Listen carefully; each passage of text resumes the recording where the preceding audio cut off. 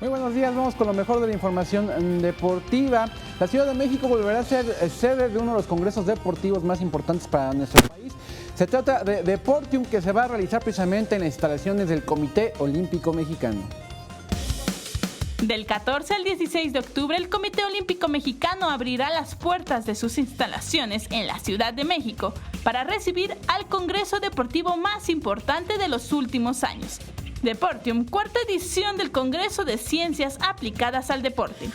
De esta forma, el COM responde a la iniciativa para generar un nuevo proyecto de capacitación que permita difundir, promover y apoyar el desarrollo del deporte. Deportium tiene como objetivo ofrecer 14 conferencias magistrales y una amplia gama de 16 talleres, 8 clínicas, 4 pláticas especiales y 3 mesas de debate acerca de las ciencias aplicadas al deporte, como un medio de actualización que permita vincular a universitarios, atletas, entrenadores, empresarios, directivos y personajes de la industria deportiva y actividad física, en un intercambio de ideas y experiencias.